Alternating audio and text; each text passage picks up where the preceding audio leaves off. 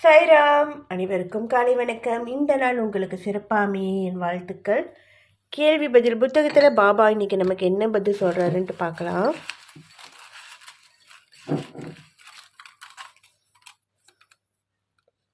முப்பத்தி 33.